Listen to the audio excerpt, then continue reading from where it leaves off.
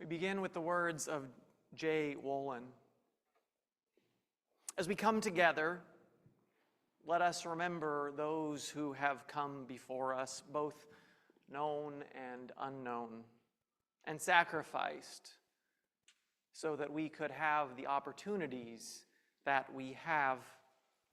Let us think about those yet to come, both known and unknown, and the world we will leave them.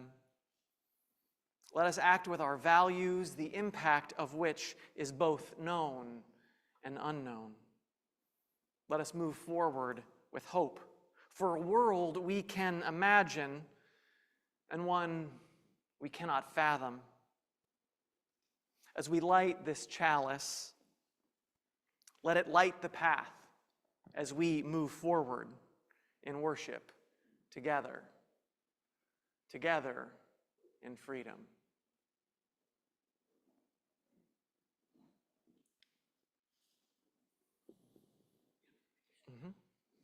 Please join me in saying the affirmation of our church. You'll find it on the screen and printed in your handout you received here at the sanctuary. We say it in English and Spanish as a symbol of the many languages spoken in our community and in the world at large. Hold on, it's not on. There you go. I don't have to repeat it, do I? Probably not. For those of you who couldn't hear, we're about to read the affirmation in Yes. English and Spanish. Love is the doctrine of this church.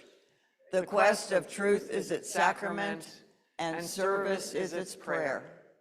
To dwell together in peace, to seek truth in freedom, to serve humankind in fellowship, to the end that all souls may grow into harmony with the divine.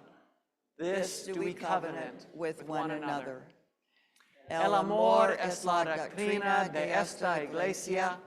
La búsqueda de la verdad es su sacramento y el servicio es su oración.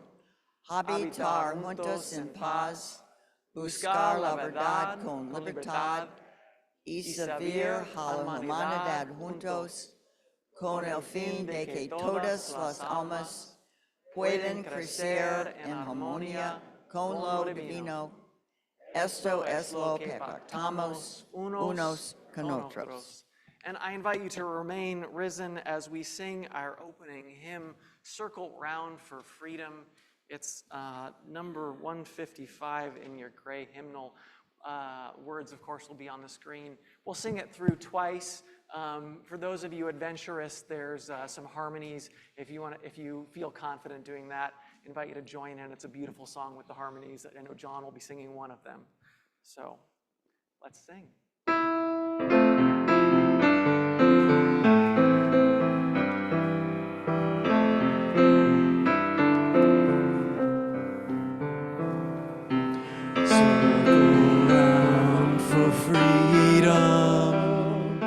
Circle round for peace, for all of us imprisoned. Circle for release. Circle for the planet. Circle for each soul, for the children.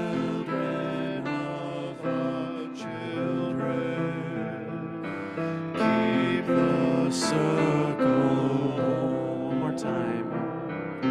Circle round for freedom. Circle round for peace. For all of us imprisoned. Circle for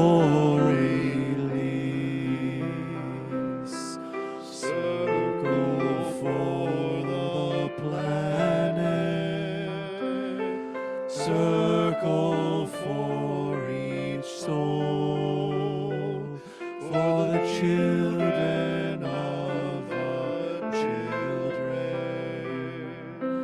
Keep the circle whole.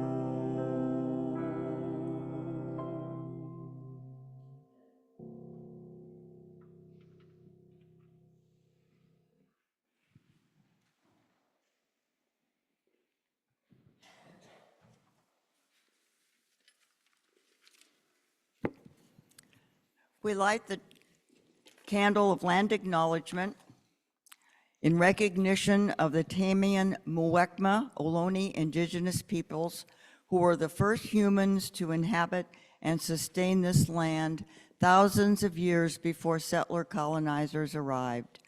We honor the resilience of these indigenous peoples in the face of devastating harm, and we lift up their neighboring descendants, the Ama Mutsun tribal band, with whom we are working to preserve the sacred land of Eurostak to ensure that their culture continues to thrive.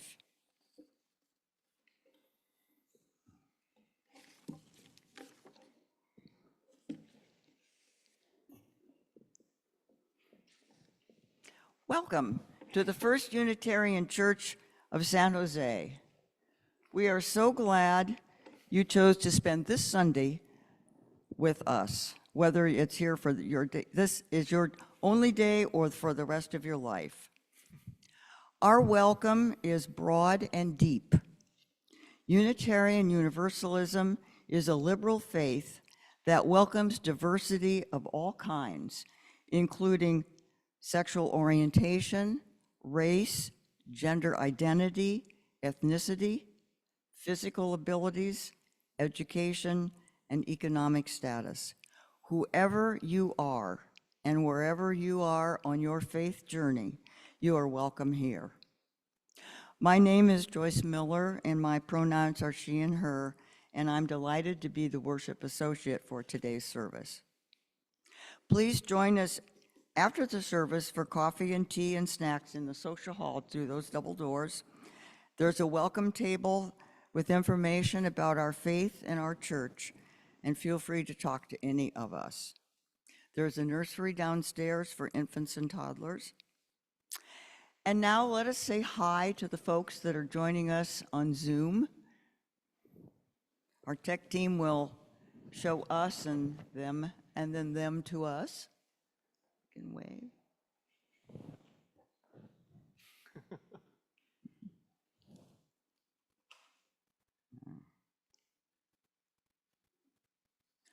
Okay, it's great that we can all be together.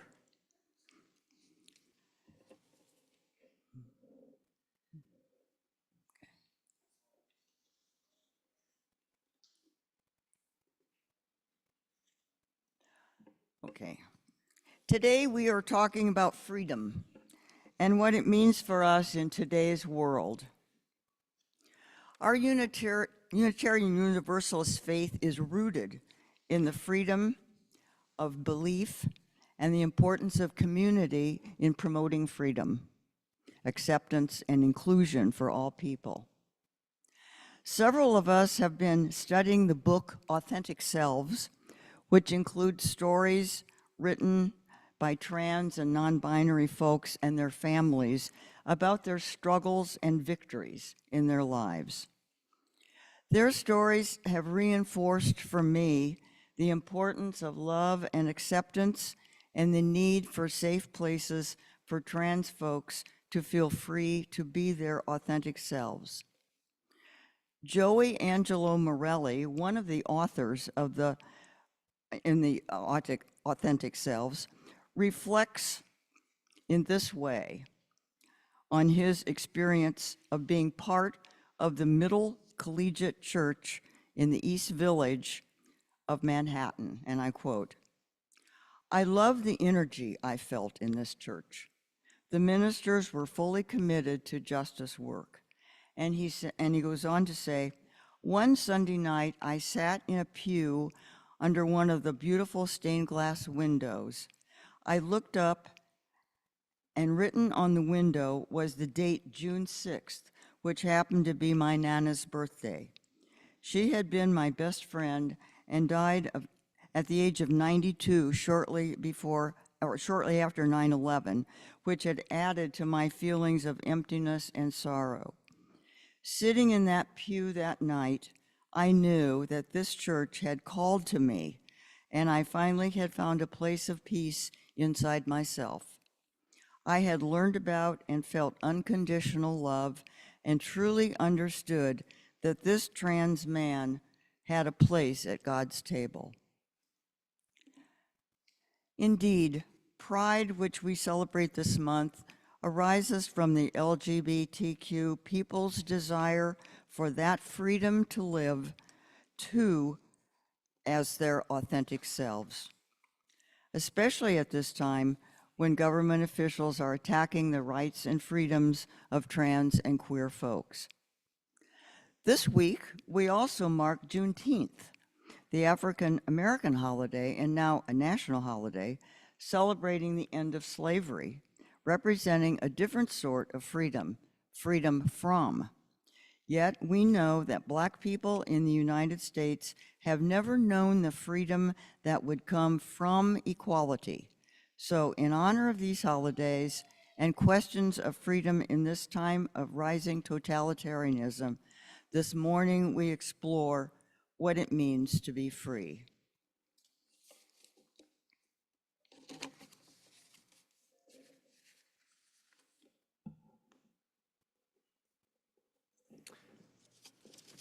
And I think there's some announcements now that There Reverend, are. people are lining up for them.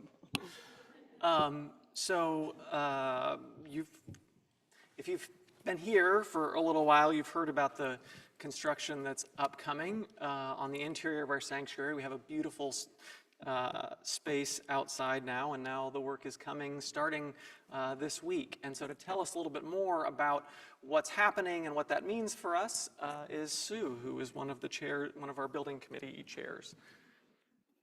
Hi, I'm Sue. So it's happening. It really is. Yay! Our carpet is sitting in the warehouse ready to come in. Our labyrinth is currently being cut and manufactured. Our chairs are sitting in the warehouse ready to come in when the carpet's done. Starting tomorrow, Garden City will be in unbolting the top chairs. And we will be in on a Packing is Our Prayer Day. Starting at 10, we need to pack up all our fragile items. Worship, if you could take down everything, including the fabrics. So this work will be, of course, the carpet down. They'll take out the chairs up there. They'll rip out that carpet. They'll screw down any spots that are squeaky. Put carpet up there. Move these chairs up. All the little plaques will be saved off the top chairs and put down here. And that carpet laying will actually start like on Thursday or Friday. So Monday, Tuesday, Wednesday, they'll be moving things, fixing things. But at the same time, they're going to start with some of those hard flooring. So they may actually be in, the Welker is the subcontractor, and they may actually be in earlier. So it's going to be a little bit of an upheaval, but it's a good upheaval. And we need a little help like packing up the fragile things in the fireside room and that sort of thing. So it won't take long if we can get some help. And we'll keep you posted with more of a time schedule after the end of the first week. Thanks. And thanks for your work and Patrick and Jim Rumbaugh for really taking the leadership in the whole project.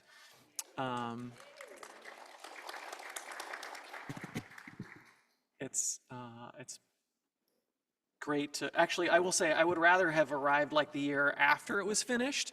But it's a very exciting time to be here in the congregation, so grateful for that. So what does that mean for us in terms of worship? Because we won't be able to be here in the sanctuary while it's getting renovated, and much of our other spaces are also going to be used. So next Sunday is our UUA General Assembly, which is the, national and beyond gathering of Unitarian Universalists. It's going to be in Baltimore, and there's always a big Sunday morning worship service, which is fantastic. Lots of great speakers, people bringing their A game, lots of really great music. And so there's going to be a live stream of that. You can watch that if you want on your own.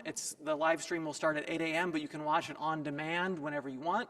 But also we're going to be having a watch party here if you'd like to, join in with other people and watch, and, we can sing hymns together and have community. And I think the plan is to be in the fireside room, which should still be usable at least next Sunday. Huh? Not count on it. Okay. All right. We're going to figure something out.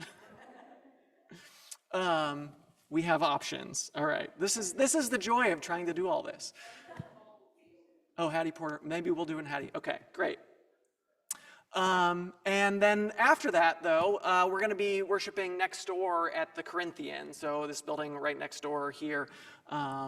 And so we have a nice, wonderful space. We have some volunteers who've worked so we can have like a portable church. And the nice thing is, because our downstairs there's going to be very minimal construction and none on the classrooms, our religious education classes will be able to continue downstairs there. So we'll all start worship over there, and our young folk will come over here for their classes. So that's going to be for probably, at the very least 3 weeks, and could be longer. So, may go into to mid-August. That's the thing with construction, is you never really know what to expect, what's going to happen. But yes, our RE people know that, but thanks. So yeah, so it's all very it's a lot, but it's all a very exciting way of having a lot. So we appreciate your forbearance during this time of transition and upheaval, or whatever you want to call it, beautiful upheaval. So yeah. And it's good to be together this morning. I'm the Reverend Matthew McHale, and it's my pleasure to serve this congregation as its settled minister. And now we have our story for all ages. And so I would invite anyone who is young or young at heart to come join me down here in the labyrinth.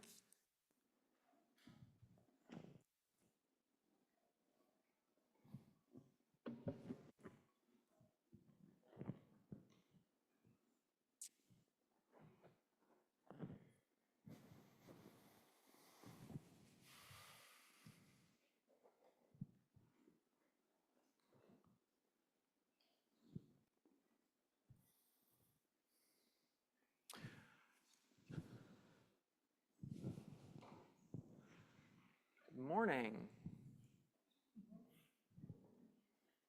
So, as Joyce mentioned, coming up this week, I believe it's on the 19th, which is Thursday. We have Juneteenth, which is a relatively new national holiday, but it's one that's been celebrated by African American folks for over a century, for actually a century and a half more. So, so we're going to hear a little story about it. It's called Juneteenth for Mazie, and it's a book by Floyd Cooper.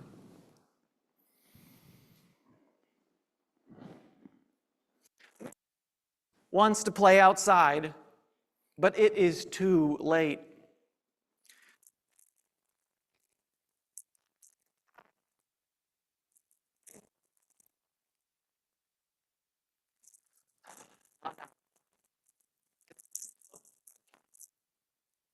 Mazie wants to stay up late, but she is too. Bedtime is the rule, sweet girl. Why so grumpy, Sugar Bear? Asks Dad. I can't go where I want, answers Mazie. Well, tomorrow you can have a celebration, says Dad. What are we celebrating? We'll celebrate was crossed into liberty. The day will be celebrated by us and many more families on a day we call Juneteenth. Dad lifts Mazie into his arms. I bet you're tired of hearing no all the time. Well, great-great-great-grandpa Mose heard no even more. Grandpa Mose worked in fields that stretched all the way to sunset. He and the other slaves would be bone tired, but they had to keep going. Their masters wouldn't let them quit, but as they worked, they thought about freedom. And before they finally went to sleep at night, they prayed about freedom and made plans for change and a better future. Some slaves ran north to freedom, following a bright star in the sky. They sweat, they bled, and they cried till those cries were quieted by a single proclamation from a brave president. Grandpa Mose heard that proclamation read from the balcony of the hotel on that warm June day in Galveston, Texas. Grandpa Mose heard nothing but cheers, saw nothing but happiness, and felt nothing but pride shared by all those around him. The cheers became dancing, the dancing became celebrating, and it went on and on into the night. Grandpa Mose and the others found freedom. They continued to work, but this time they were paid for their hard work. So they worked, and they saved, and they never forgot the moment they heard, the moment that changed their lives forever. But things weren't perfect. Black people still struggled to stand shoulder to shoulder with white people. They still weren't treated as equals. It wasn't easy. They never gave up. And every year on Juneteenth, they remembered. They marched for jobs. They lobbied for schools and the right to vote. They shouted for opportunity. And every year on Juneteenth, they celebrated and remembered. They learned and grew. They forgave. They excelled and achieved. They became heroes. Now, sweet Mazie, it's your turn to celebrate, just like great-great-great-grandpa Mose. It's your turn, Mazie, to eat some barbecue and drink some strawberry pop. It's your turn to celebrate and to remember.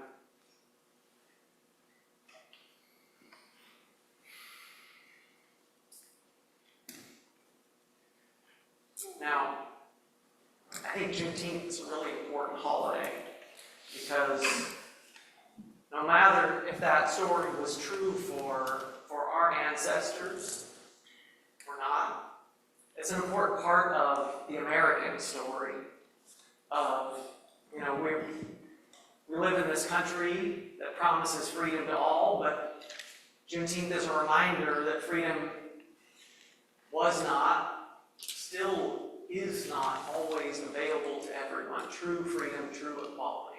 And so part of what it means for us as Unitarian Universalists is to fight for freedom, fight for equality for all people. Because until all of us are free, truly none of us are fully free.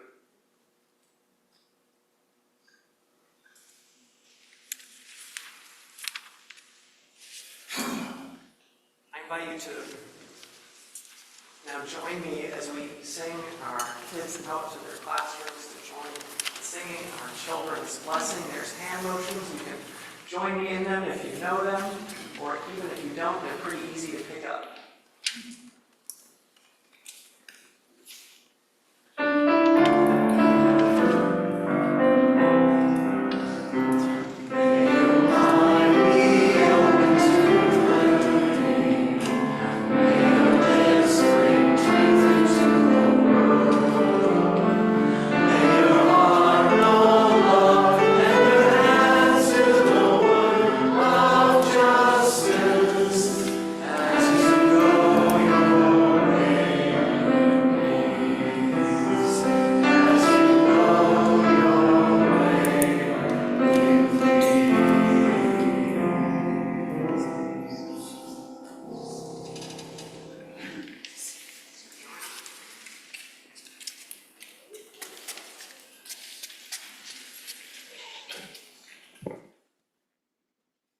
Now is the time we're going to take our very special collection, and Monty Lowe is here to dance for your dollars.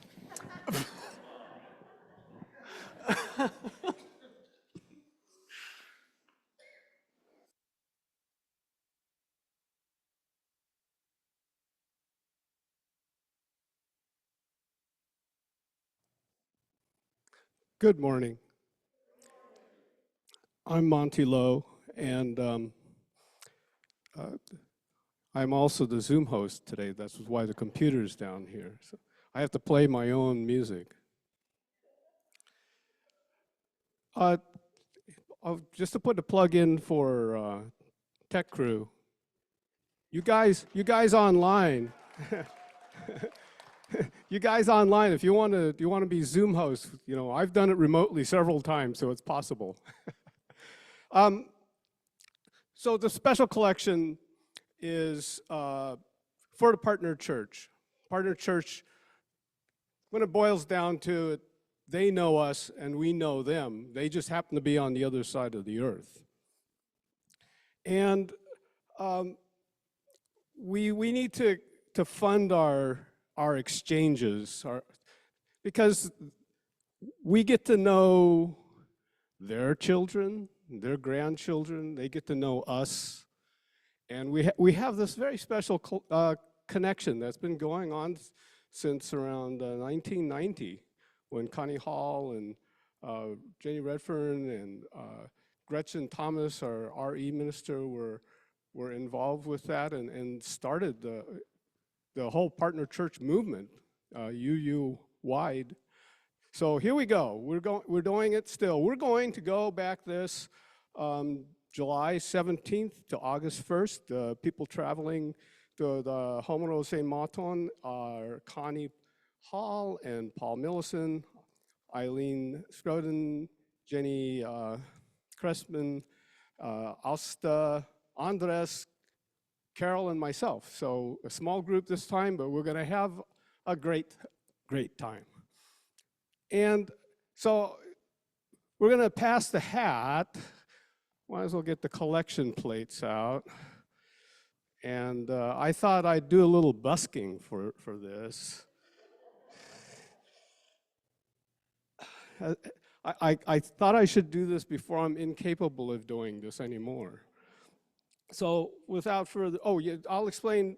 This is from a village north of our village by about 60 kilometers. And we performed it for the tea, but I kind of messed up. So I get this is my redemption. So this is a lad's dance. It has, it comes in what we call points. So each point is about, 32 measures, eight measures of intro, 16 measures of the main point, and then another, not 8 measures, but beats. And then 8 more beats for a closing. So anyway, if you could put this to Zoom, I'll play.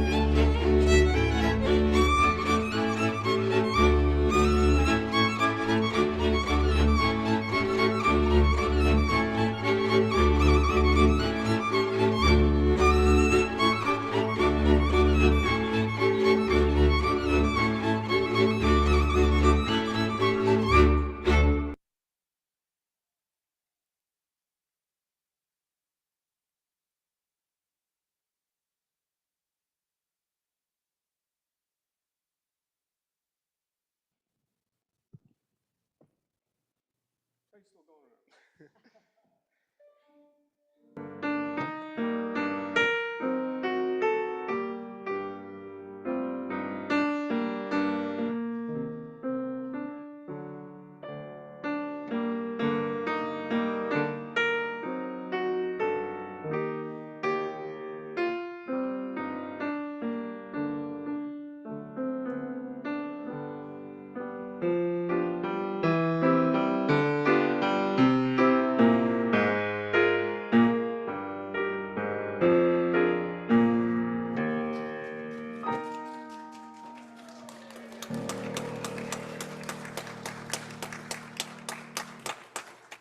I invite you to repeat after me. To the work of the church, which is making love visible, in all we say and do. We dedicate ourselves, and these our offerings.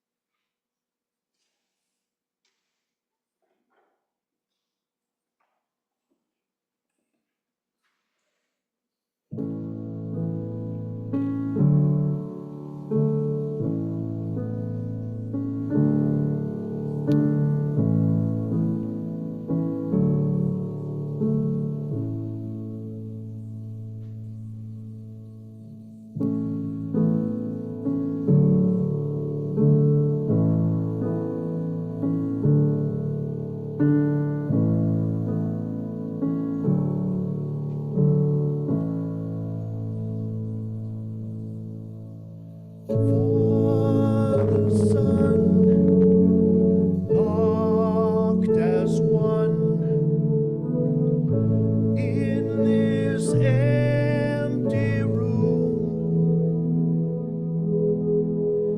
spine against spine, yours against mine, till the warmth comes through. Remember the breakwaters down by the waves. I first found my courage knowing Daddy could save. I could hold back the tide with my dad by my side. Dogs, plows, and bows, we move through each pose, struggling in our separate ways. Mantras and hymns, unfolding limbs, looking for release through the pain. And the yogi's eyes are open, looking up above. He too is dreaming of his daddy's love, with his dad by his side. Got his dad by his side. Can you recall how you took me to school? We couldn't talk much at all. It's been so many years now, these tears. Guess I'm still your child. Out on the moors, we take a pause. See how far we have come. You're moving quite slow. How far can we go? Father and son.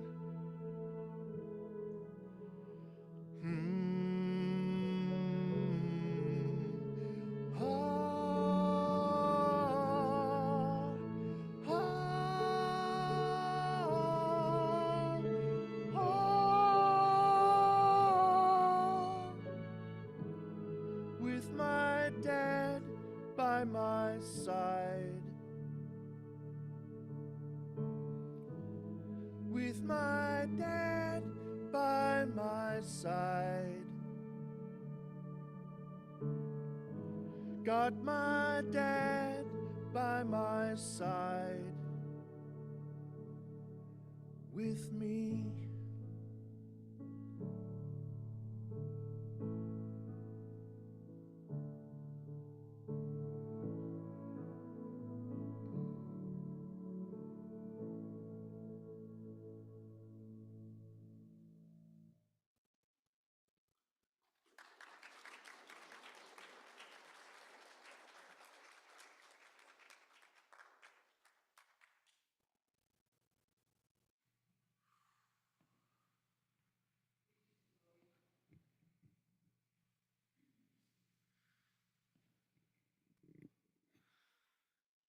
That was beautiful. Thank you. Almost you do a very good Peter Gabriel impression too, so.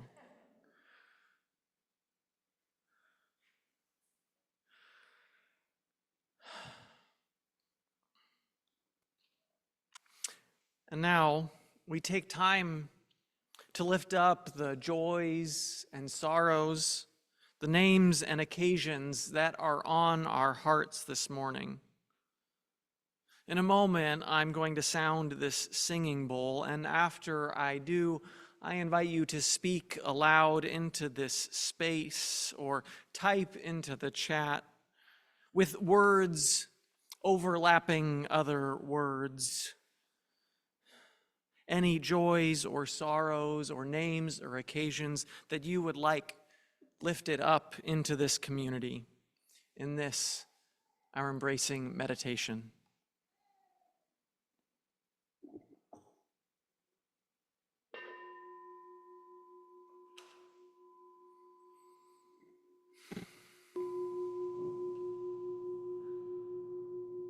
Diana.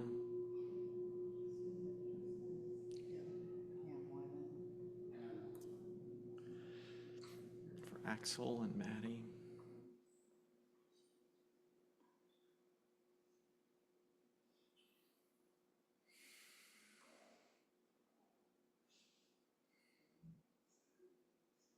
All those who are living in fear, who have lost.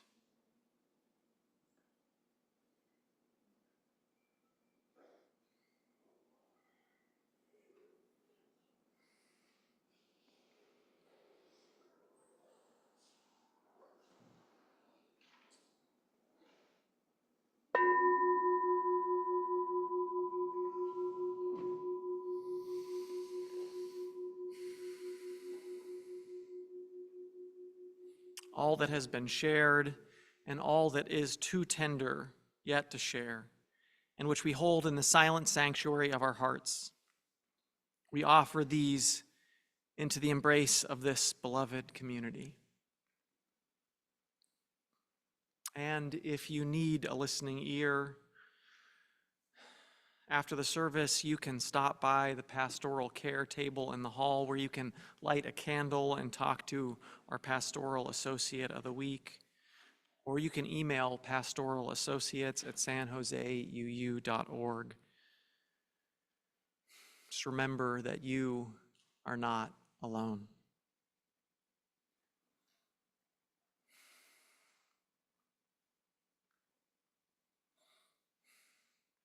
I invite you now to join me in a spirit of meditation and prayer.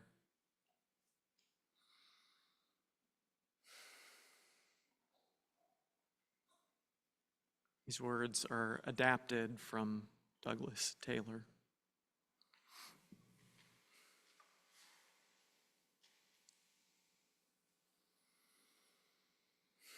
Great mystery which grounds us and surrounds us. Divine presence known by many names and in many ways. We give thanks this morning for the opportunity to gather together as a people of faith in search of meaning and grace and a path toward justice. Some of us here today, have barely made it through the week. Life has been hard, and we need the presence and prayers of good people to sustain us on our journeys.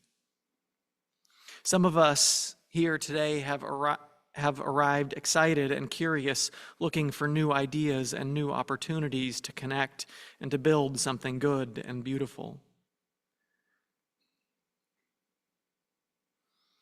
Some of us here today have heavy hearts for the suffering happening just beyond our front doors, in our wider community, in our country, in our world. Hearts heavy for the suffering, for the poor, the immigrant, the incarcerated, the unhoused, the disenfranchised and disempowered. We gather this morning as Unitarian Universalists seeking freedom and liberation for ourselves and for all people. We gather to be co-creators of a sacred space together, guided by the deep values of our faith. We recognize that a faith like ours needs to be enacted. It needs to be lived in action. We know that freedom for one of us needs the freedom for all of us. That the freedom of our faith community needs the freedom of all the faith communities. We hear our own cries for relief amid our struggles, are mingled and blended with the cries of immigrants like those who built this city years ago, and the immigrants who continue to show up today. It is the same cry from people incarcerated and dying in our county jail. It is the same cry from our transgender siblings and from people of color and from the poor and from all those abused and marginalized in our society today. It is the same cry of those whose homes have been bombed, destroyed, those who struggle to feed their families. Hear our cries, O Spirit of life. Be with us in our difficulties. Help us to find the courage to face the continuing injustices of our day. Help us to reach out from our own heartache and become partners in the transformation of our world. Help us to know, despite the messy complexity of life, that we do not struggle alone, that liberation is possible and that hope is a powerful response in the face of what seems impossible.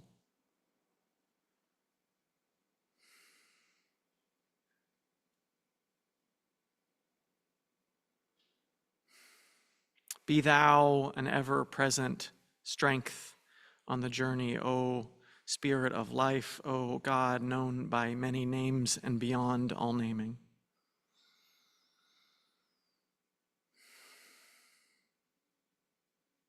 In the name of all that is holy, may it be so.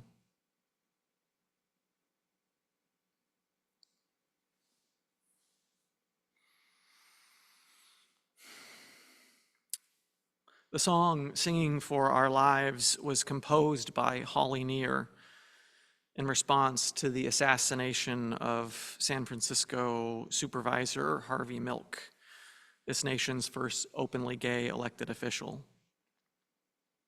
It's a song of anger and sorrow during a trying time, and also a song of hope and resolve and love in the face of injustice. The words have changed a little bit over the years. As Near said in a concert, probably more than once, The original lyrics were, "We are gay and lesbian together," but then we were surrounded by the support of allies, and so I changed it to, "We are gay and straight together." And now, as we've learned more and more about gender and sexuality, it now requires many more syllables than can fit into the song. And so we sing, "We are all in this together." And so the words will be up on the screen if you don't want to. It's a pretty simple song, if you don't want the confusion of what's in the hymnal. It's also known in our hymnal as "We are a gentle, angry people," but it is singing for our lives. Let us sing together.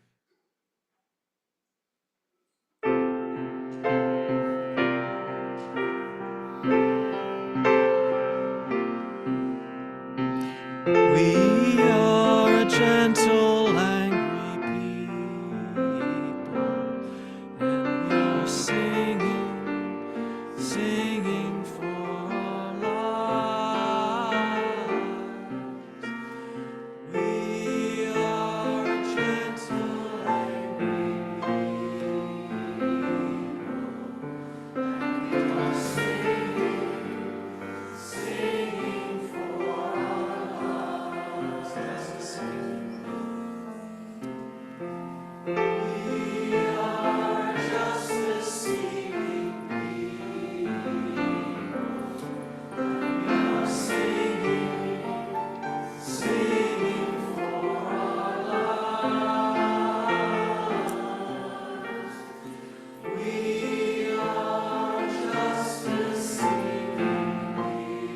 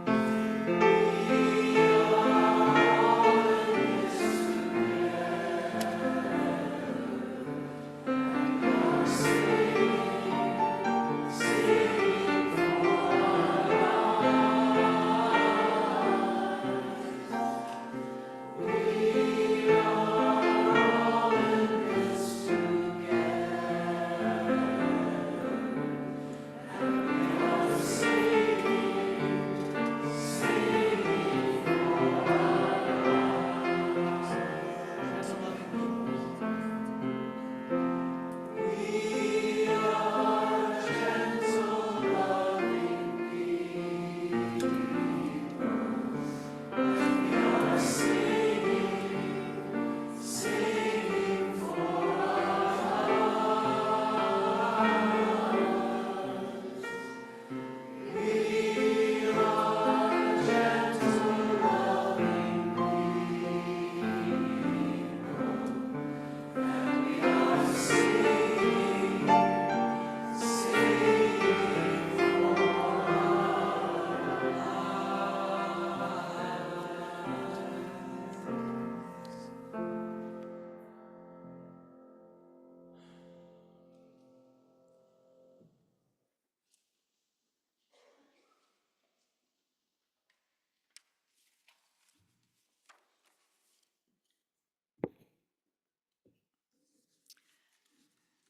This is a reading from the book, The 1619 Project, authored by McHale Alexander and Leslie Alexander.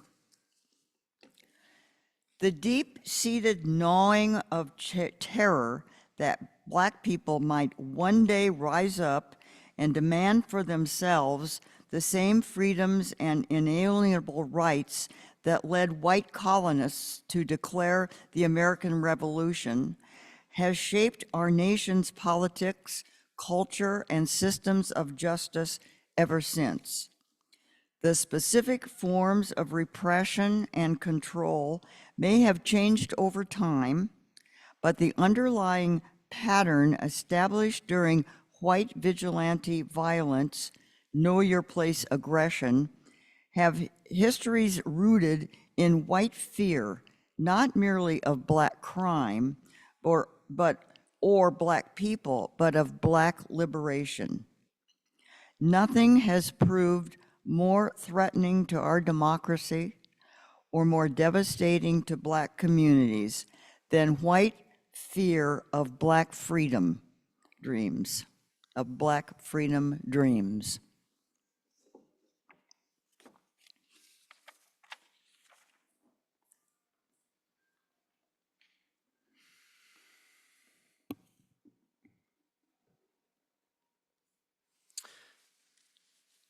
Our second text for this morning is a song, Freedom, by the pop musician, well, and so much more, Pharrell Williams. I was surprised to know this came from the soundtrack for Despicable Me 3, which seems odd for the song, as you'll probably see in the video. So let's watch that together.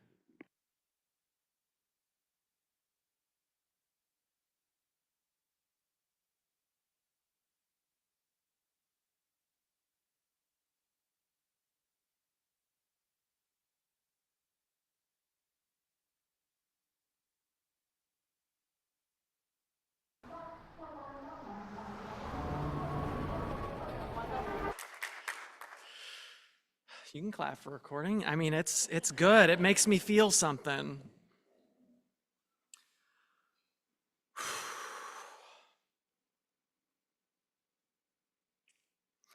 When I picked the topic, what it means to be free last month, little did I know what would happen in the week or so that preceded it. Now, I might have noticed that Trump was planning a military parade to celebrate his birthday, like they do in North Korea the day before,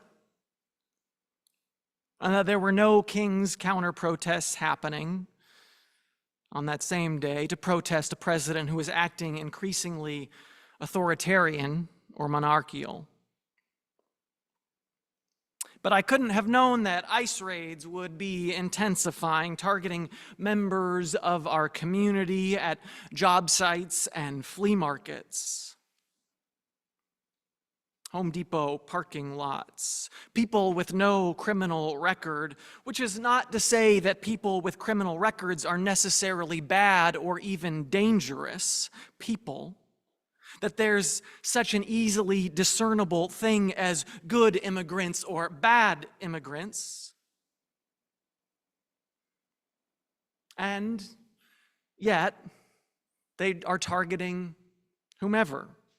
People with young children and paying jobs, people who are sole breadwinners for their families, documented immigrants who say things this government does not like, such as protesting the ongoing genocide in Gaza and our country's support for it. People are afraid to go to work, to go out in public. That is not freedom in this land of the free. And so in response, there have been protests. To a few protests of ICE raids in Southern California, the Trump administration, of course, then probably illegally took control of the California National Guard and deployed thousands of them along with 700 Marines in contrast or against the wishes of the governor and mayor of those places, illegally, even though, in order to quash the protests, even though they surely knew it would in fact only inflame them. Now, in the aftermath of that, or while it was happening, while these protests are happening back in the place where I'm from, where it feels particularly personal, Some people have said, don't protest like this. Don't make such active displays of resistance. Because then that gives them an excuse.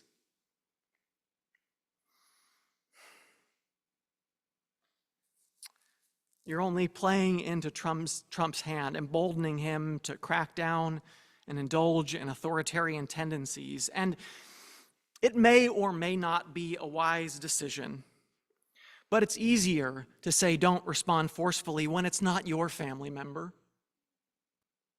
when it's not your friend who's getting deported,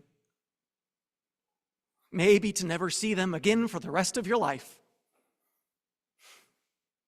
It's easy to say. And frankly, there's no right way to protest or resist. Things escalate with or without our resistance. They have been for months. Earlier this week, our California Senator Alex Padilla was grabbed and forced to the ground, as many of you saw, and handcuffed by federal law enforcement officers for having the audacity to speak up and ask a question of Secretary of Homeland Security Christine Noem at a press conference about the ICE raids and illegal deployment of the National Guard and Marines. These are troubling times, friends. You know it.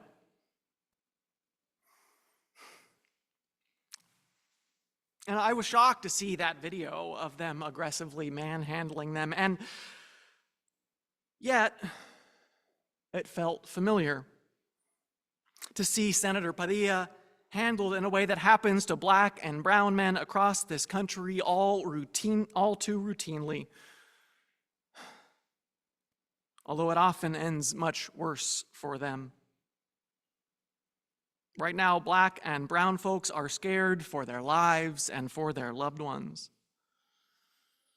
Scared that they might not come home from a traffic stop because they might be detained, disappeared, deported without due process.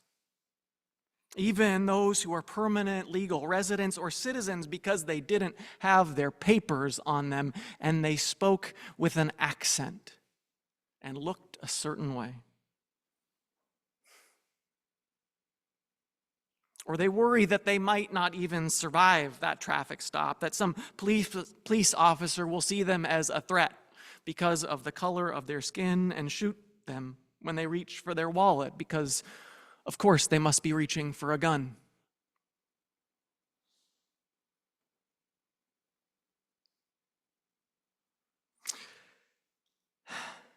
It's hard to see laid bare in this so-called land of the free. Yet for many folks, like black folks, it was maybe not so much as a surprise as people who have never known true freedom, as slavery turned into the segregated Jim Crow laws, not free to live in a certain neighborhood, eat in certain restaurants, swim in public pools, go to good schools, or stay in certain towns, so-called sundown towns, where black people couldn't be past sundown without fear of harm. A name, sundown towns, created by the great historian James Loewen. And these gave rise to the Green Book, which gave black people information about where it was that they could safely travel so they could have some semblance of freedom in this so-called land of the free. And these towns were, contrary to the way we might think, not actually all concentrated in the South or even the Midwest, but spread throughout the country. In fact, there were plenty of them right here in California. And some of them weren't necessarily discriminatory towards black folks, they were discriminatory towards others. Right here in San Jose, this is a sundown town for the way it has treated Chinese immigrants. Back in 1887, just a few blocks from here, white residents, in all likelihood, no proof, but the facts seem too damning for it to be otherwise, likely burned down the flourishing Chinatown, which was the largest Chinatown in California, maybe in the country, outside of San Francisco, just a few blocks from here. The day after the fire, the city council voted to build a new city hall in its ashes.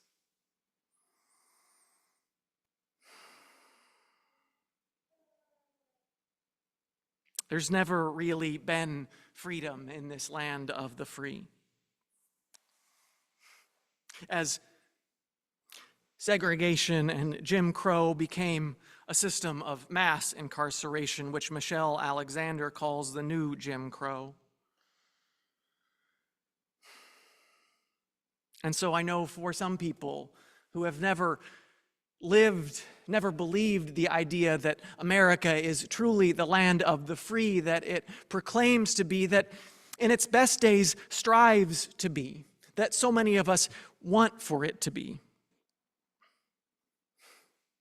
are not as shocked that our leaders right now might engage in such behavior as they are doing, that our neighbors might cheer on such cruelty and injustice, might see freedom as a zero-sum game where your freedom can only come at the expense of my freedom, which is actually just privilege, which they consider their right.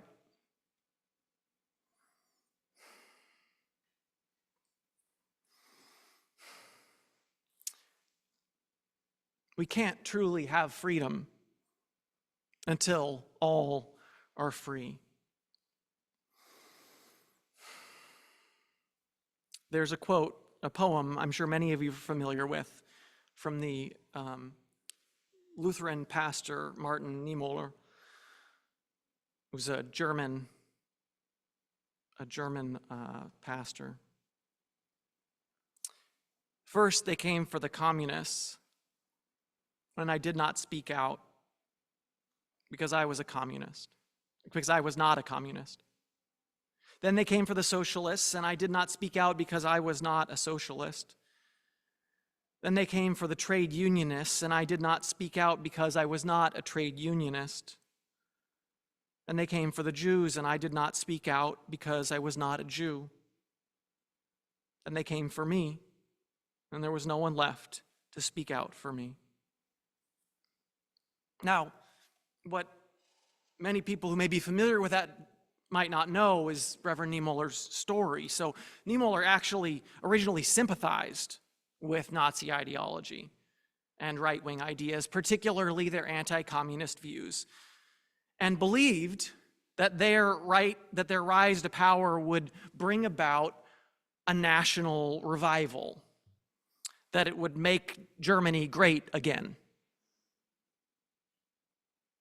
so to speak. But in time, as he saw the oppression rise, he came to oppose the Nazis, and for it was sent to a concentration camp. He survived. He wrote that poem after he was released as a way of coming to grips with his own complicity. Now, this isn't Nazi Germany and won't ever become Nazi Germany, but authoritarians work from a similar playbook, and it is still a dangerous one. One that through inflammatory rhetoric others and dehumanizes people, making them what George Orwell might call unpeople in that twisted doublespeak, in order to justify their harsh treatment, the stripping of their rights and freedoms,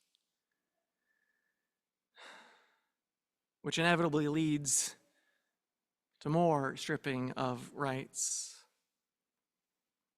These days, if we were rewriting that poem, we might say first they came for the immigrants and trans folk and advocates for Palestinians and Black history and diversity programs, universities and journalists. Of course, it hasn't been one at a time. It has been all out. But all along the way, All along the way, people are resisting. Like we saw yesterday, let me tell you what a buoy that was to be out there amidst tens of thousands of people, to know that millions of people across this country stood out to say, no, this is not, we will not stand for this. We will not let our country become this. I'm reminded of the sign from the 2017 protests during the attempted Muslim travel ban, which said, first they came for the Muslims, and I said, not this time, expletive.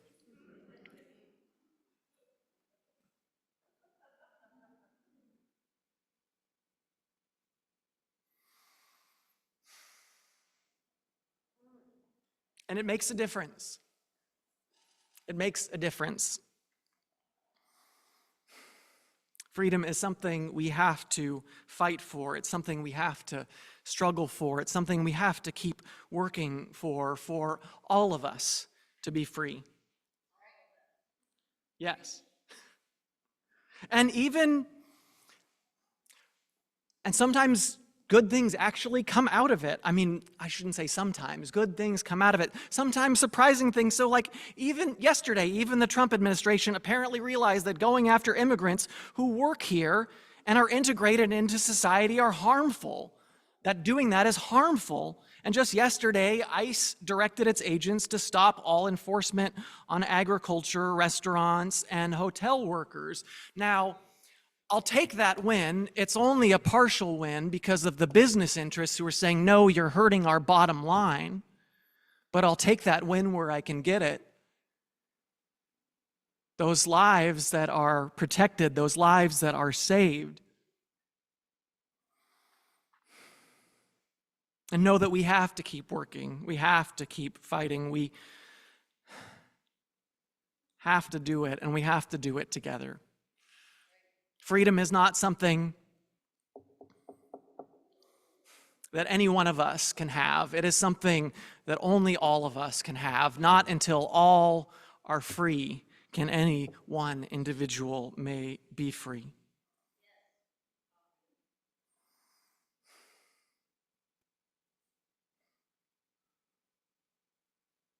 So what do we do about that? A couple months ago, I talked about John Alexander's framework of subject, consumer, or citizen, 3 different ways of understanding our place in society, who we are. So currently in our society, he says, we see ourselves as consumers, people who exercise our power by what we purchase, by what we vote for. Not that voting is bad, but it's a sort of transactional take, and its limits. I don't want to get into it. It's some really great stuff. If you haven't looked into it, or if you haven't read about it, it's much too in depth for me to get into in great detail. But there's this idea that the consumer is king, and we're in charge of that because of the glittering array of choices that are in front of us, not recognizing that the real power lies in creating the menu from which we get to choose and even deciding whether there's a menu at all. And that story, which has been the story in many ways, it was a good story. It was a story for African American people. It was a chance to actually be able to choose after a time of just being subjects, of being lorded over. For women, this story of becoming consumers is actually powerful because it speaks to something about being able to have a choice about what we want to do. So to illustrate this, I want to share one example. So smoking, which in the 1800s and early 1900s was considered immoral for women, and in some states was actually illegal for them to smoke. If women did smoke, it was only acceptable in the home. So the tobacco companies knew they were missing out on a huge potential market, and the American Tobacco Companies hired this guy, Edward Bernays, known today as the father of public relations, to encourage women to smoke, particularly in public. And they sought to take advantage of the still rising feminist movement. And so in 1929, he paid a number of women to smoke as they walked in the Easter Sunday parade in New York and hired photographers to take photos of these women smoking their torches of freedom, as he called them, and then published those photos around the world. Freedom and equality through consumption. But that's not true freedom, but it was better than what had come before, which was the idea of seeing ourselves as subjects, as seeing ourselves as lorded over by someone who's ostensibly protects us. In exchange, we give over some of our rights and some of our freedoms. So that was appealing. That consumer story was appealing, coming from that subject story. But it's fallen apart under the strains of free market capitalism and globalization. We can see the threads fraying. And so in that uncertainty, people are turning. They're turning towards that security that's promised in the subject story of saying, I will give over some of my freedoms in order to have protection, because have that sense of security. And in fact, sometimes more accurately, I'll give over those persons' freedoms in order to have my access to security, that out-group. The third story, which is what I want to leave you with, and I know I've said this before not too long ago, but things that are good are worth, sometimes things are worth repeating. So this third story, aside from the subject story or the consumer story, is the citizen story. It's not a new story, it's one that already exists. And so citizenship here isn't about documentation status or passport holding. Being a citizen is to participate. It's a verb more than a noun, not an adjective. It's to show up. In his podcast, How to Citizen, Baratunde Thurston identifies aspects of what it means to be a citizen. To citizen is to value the collective and to work towards outcomes that benefit the many and not just the few. To citizen is to understand power and the various ways we have at our disposal to use it. To citizen is to invest in relationships with others and recognize our own interconnectedness. So during this time, when they seek to divide us, to turn us against each other, to other folks, to put them outside of that access to justice, outside of that access to freedom, it is our responsibility to citizen, to be out there in the streets, to be making connections with people, organizing, to trying to make that better world that we want to see.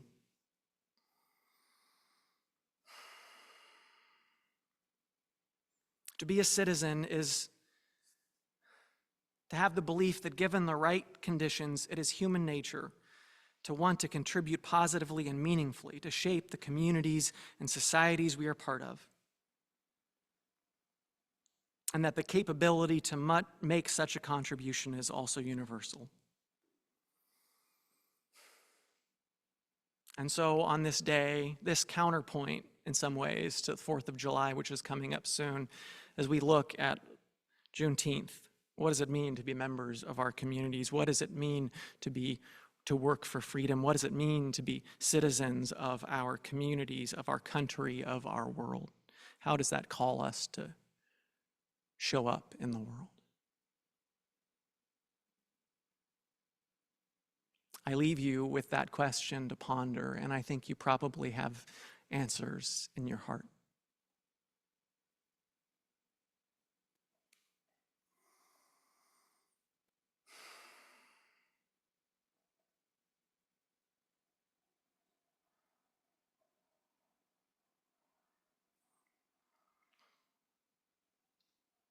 I invite you, as we work towards that land that we want to create, to join me in singing our closing hymn,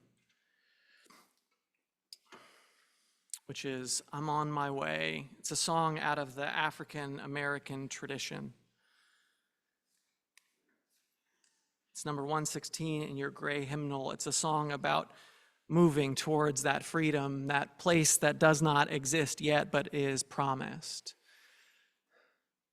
I invite you to join me now in singing.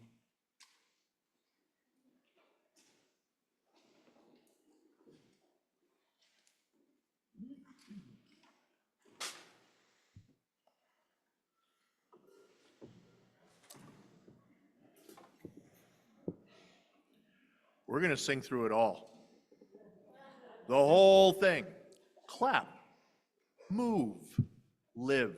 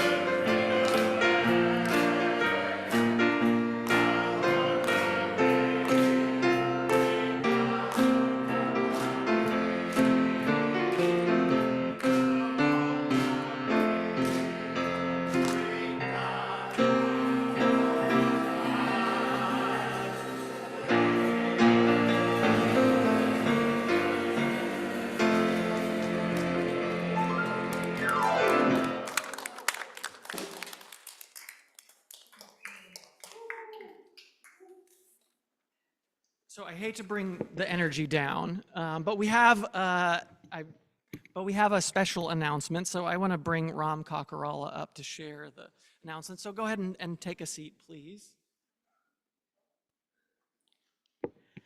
This special announcement is on behalf of the board. Every year, it is our tradition to honor the many dedicated volunteers at our congregational meeting, and we culminate that with recognizing one outstanding volunteer for the Watkins Award. And the board has chosen the Watkins Award for this year. It recognizes someone whose depth of volunteering, whose breadth of volunteering and longevity of volunteering really is an inspiration to all of us who volunteer for the church. And here to introduce that person, I'd like to bring up Ray Kitty, former member of the board.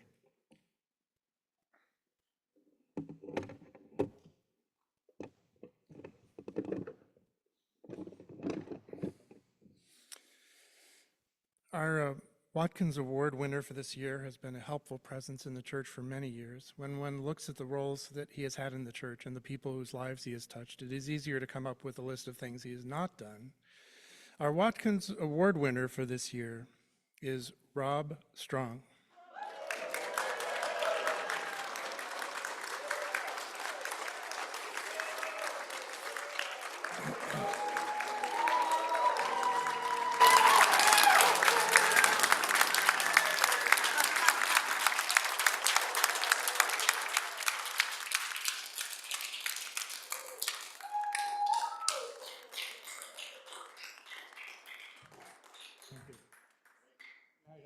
Wait just a second. He's led the men's group for more than a decade, hosted the group and kept them going. He participated in the partner church trip to Homorod Sin Mountain in 2007. He's been the parent lead for OWL program and was on a task force for DEI issues. During the pandemic, Rob was here at the church making sure the building was safe and organized others to make sure that things were checked every day. An important thing he has done for us is that he has just been there to help with anything that needed doing. There's a quiet work that is necessary to build a community, and this has been Rob's work. When I came onto the board, he led it with equanimity and helped encourage agreement and compromise. His was always the calm voice in any discussion. His actions have always bent the arc of the church towards inclusion and generosity. Rob has not only been here for us, but has helped bring his family to the church. He and Anna joined us many years ago, but now we include the Stronger clan, Joseph, Ruth, and Andrew, and also Emma and Kyle Thomas with Millie and Wesley, and Eleanor Grant Strong with her wife Erica Grant, and of course, Patrick has become a crucial and beloved part of our community as well. Please join me in thanking Rob for everything he has done for us and everything he has brought to us, and for the beauty that he has brought to us all, and for everything that he will bring in the future.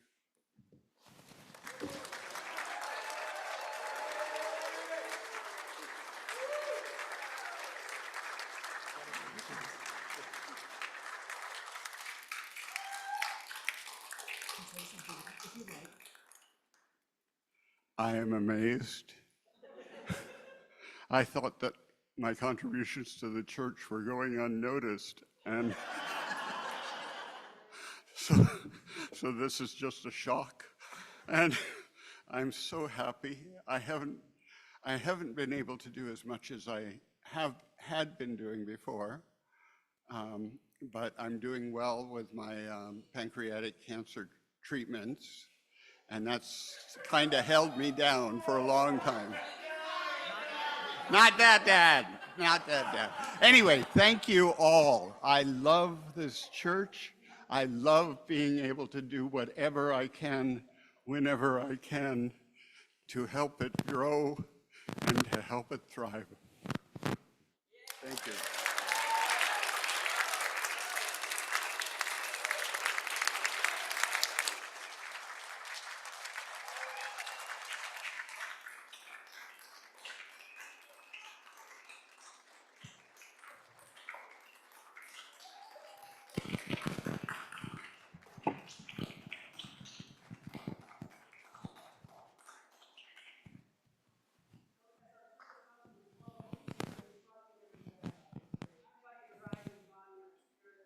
Join, take a hand or bump elbows or touch a shoulder, make a connection as you feel comfortable. For those of you joining us on Zoom, send your energy to us and to each other as we send ours back to you out there. I close with the words of the Reverend Maureen Killoran. We leave this place daring to carry forward the vision of this free faith, that freedom, reason, and justice will one day prevail in this nation and across the earth. May it be so.